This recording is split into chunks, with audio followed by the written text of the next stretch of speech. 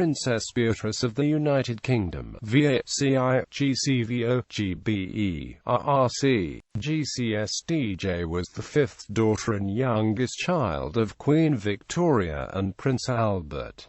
King Felipe VI of Spain is her great-great-grandson. Beatrice was the last of Queen Victoria's children to die, 66 years after the first. Her sister Alice.Beatrice's childhood coincided with Queen Victoria's grief following the death of her husband Albert, Prince Consort, on 14 December 1861.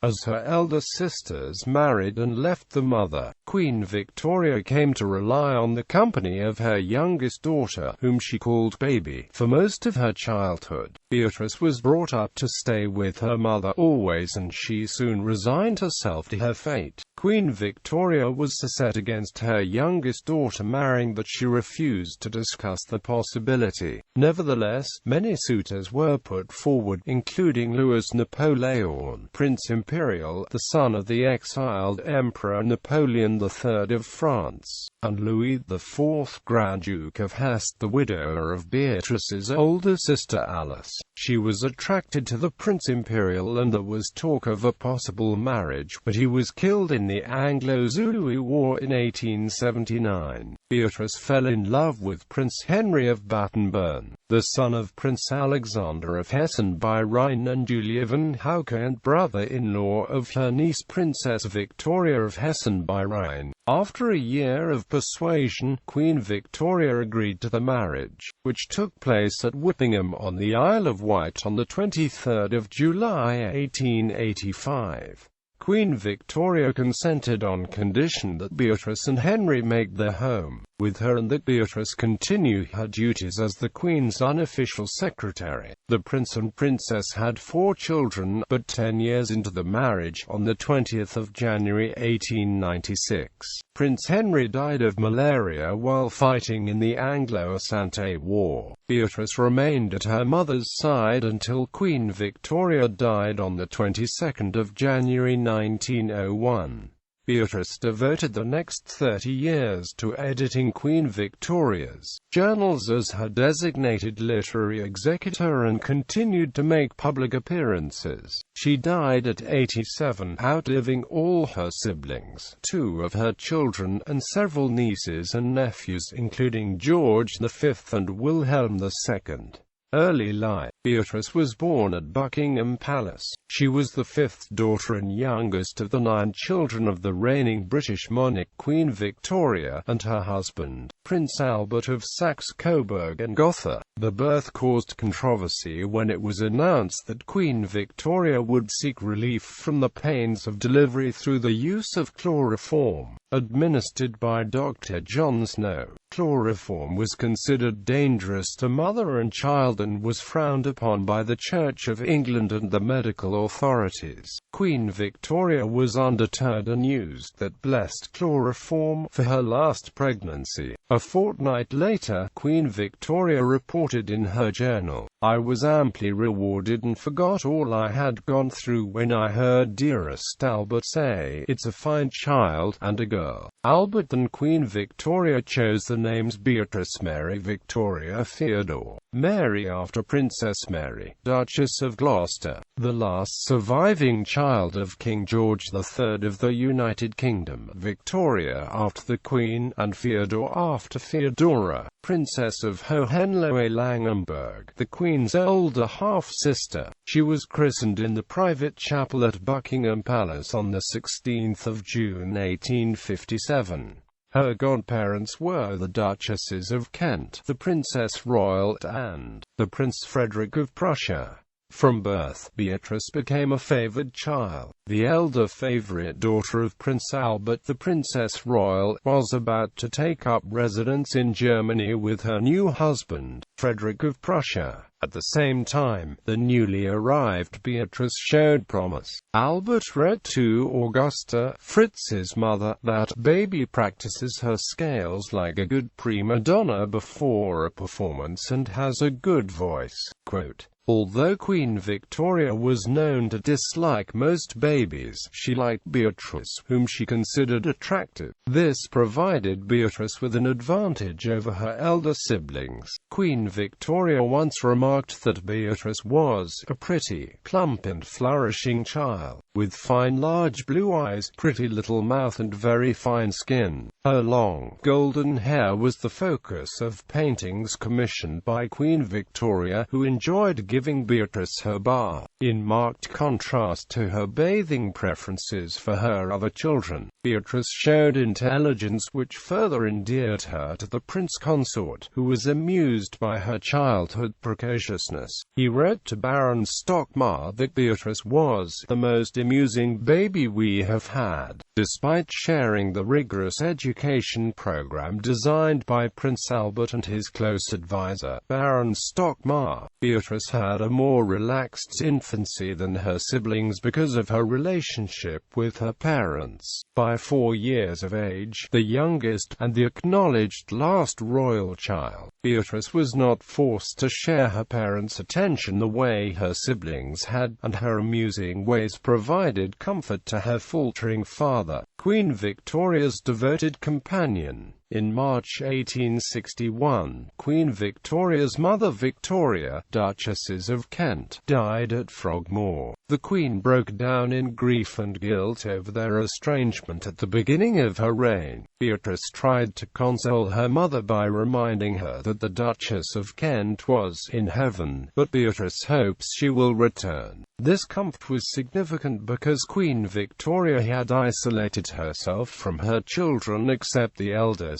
unmarried, Princess Alice.Beatrice. Queen Victoria again relied on Beatrice and Alice after the death of Albert of typhoid fever on the 14th of December. The depth of the Queen's grief over the death of her husband surprised her family, courtiers, politicians and general populace, as when her mother died, she shut herself off from her family, most particularly the Prince of Wales, with the exception of Alice and Beatrice. Queen Victoria often took Beatrice from her cot, hurried to her bed and lay there sleepless, clasping to her child, wrapped in the night clothes of a man who would wear them no more. Quote, after 1871, when the last of Beatrice's elder sisters married, Queen Victoria came to rely upon her youngest daughter, who had declared from an early age, "I don't like weddings at all. I shall never be married.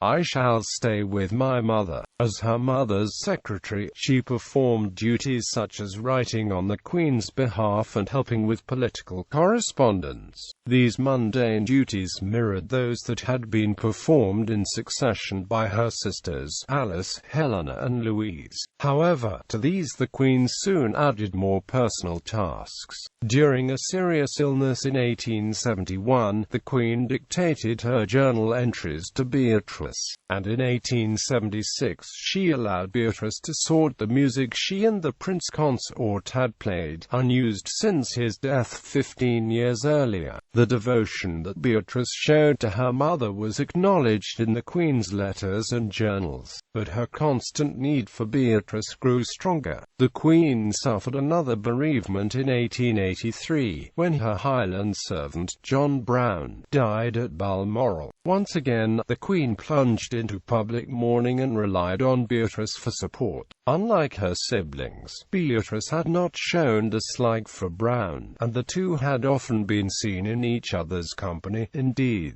they had worked together to carry out the Queen's wishes. Marriage. Possible suitors. Although the Queen was set against Beatrice marrying anyone in the expectation that she would always stay at home with her, a number of possible suitors were put forward before Beatrice's marriage to Prince Henry of Battenburn. One of these was Napoleon Eugene, the French Prince Imperial, son and heir of the exiled Emperor Napoleon III of France, and his wife, the Empress Eugenie. After Prussia defeated France in the Franco-Prussian War, Napoleon was deposed and moved his family to England in 1870.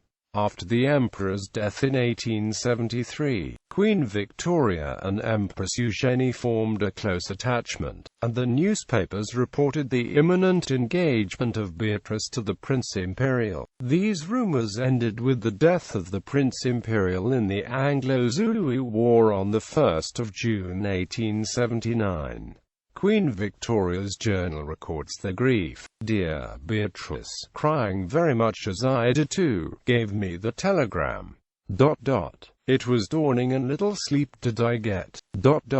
Beatrice is so distressed, everyone quite stunned." Quote, after the death of the Prince Imperial, Beatrice's brother Albert Edward, the Prince of Wales, suggested that she marry the sister Alice's widower Louis IV, the Grand Duke of Hesse, who had lost his wife to diphtheria in 1878.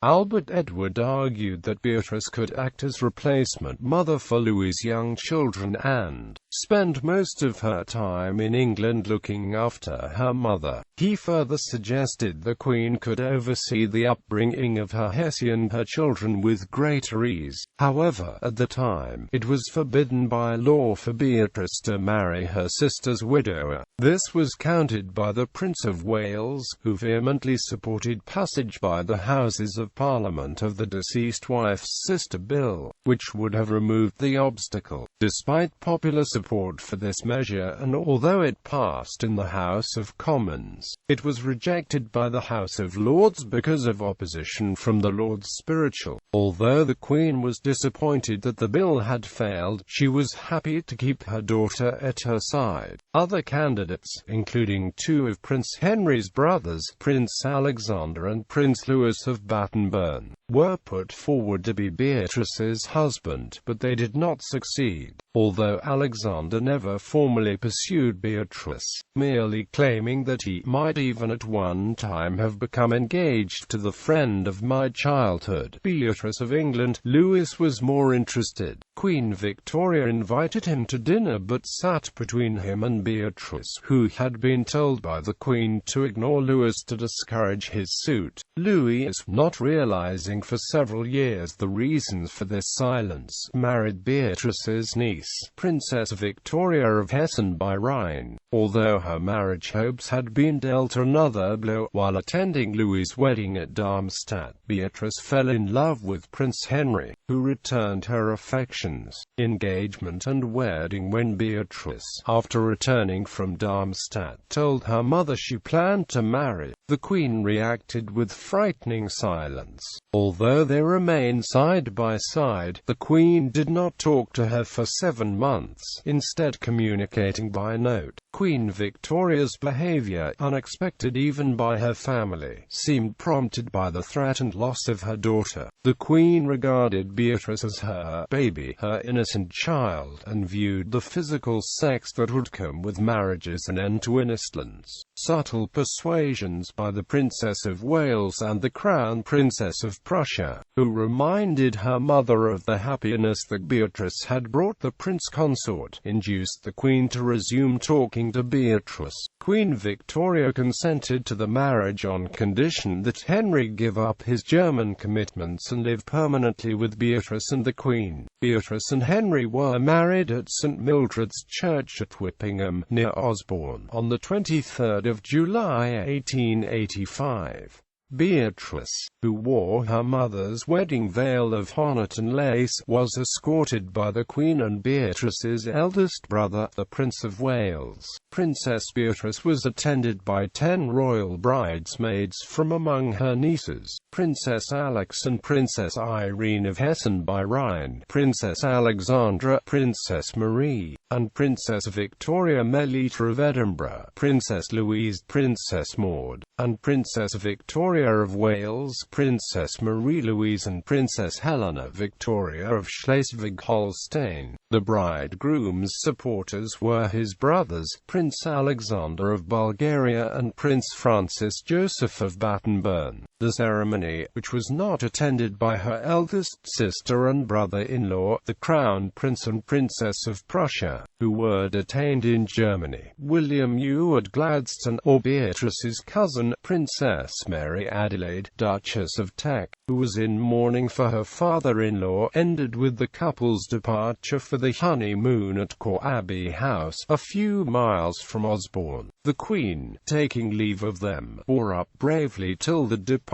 and then fairly gave way, as she later admitted to the Crown Princess. Queen Victoria's last years. After a short honeymoon, Beatrice and her husband fulfilled the promise and returned to the Queen's side. The Queen made it clear that she could not cope on her own and that the couple could not travel without her. Although the Queen relaxed this restriction shortly after the marriage, Beatrice and Henry traveled only to make short visits with his family. Beatrice's love for Henry, like that of the Queen's for the Prince Consort, seemed to increase the longer they were married. When Henry traveled without Beatrice, she appeared happier when he returned. The addition of Prince Henry to the family gave new reasons for Beatrice and the Queen to look forward, and the court was brighter than it had been since the Prince Consort's death. Even so, Henry, supported by Beatrice, was determined to take part in military campaigns, and this annoyed the Queen, who opposed his participation in life-threatening warfare. Conflicts also arose when Henry attended the Ajaccio Carnival and kept low company, and Beatrice sent a Royal Navy officer to remove him from temptation. On one occasion, Henry slipped away to Corsica with his brother Louis. The Queen sent a warship to bring him back. Henry was feeling oppressed by the Queen's constant need for his and his wife's company. Despite being married, Beatrice fulfilled her promise to the Queen by continuing as her full-time confidant and secretary. Queen Victoria warmed to Henry, as she often did with other handsome, strong men. However, the Queen criticized Beatrice's conduct during her first pregnancy. When Beatrice stopped coming to the Queen's dinners a week before giving birth, preferring to eat alone in her room, the Queen wrote angrily to her physician, Dr. James Reed, that "I coming to dinner and not simply moping in her own room, which is very bad for her.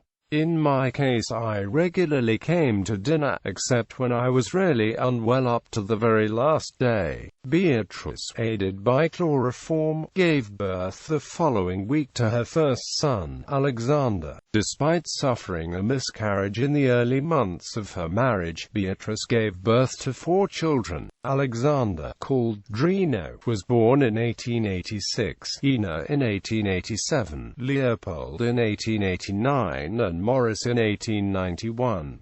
Following this, she took a polite and encouraging interest in social issues, such as conditions in the coal mines. However, this interest did not extend to changing the conditions of poverty, as it had done with her brother, the Prince of Wales. Although court entertainments were few after the Prince Consort's death, Beatrice and the Queen enjoyed tableau vivant photography, which was often performed at the royal residences. Henry, increasingly bored by the lack of activity at court, longed for employment, and in response, the Queen made him Governor of the Isle of Wight in 1889.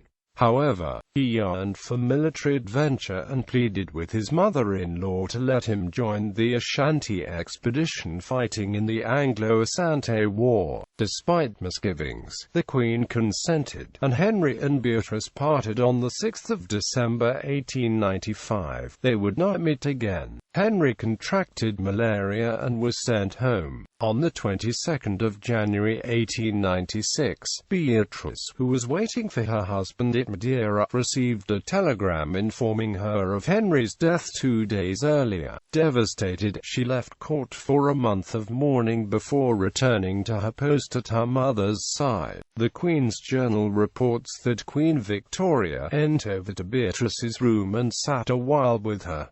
She is so piteous in her misery. Despite her grief, Beatrice remained her mother's faithful companion, and as Queen Victoria aged, she relied more heavily on Beatrice for dealing with correspondence. However, realizing that Beatrice needed a place of her own, she gave her the Kensington Palace apartments once occupied by the Queen and her mother. The Queen appointed Beatrice to the governorship of the Isle of Wight, vacated by Prince Henry's death. In response to Beatrice's interest in photography, the Queen had a darkroom installed at Osborne House. The changes in the family, including Beatrice's preoccupation with her mother, may have affected her children, who rebelled at school. Beatrice read that Ina was troublesome and rebellious, and that Alexander was telling unwarrantable untruths.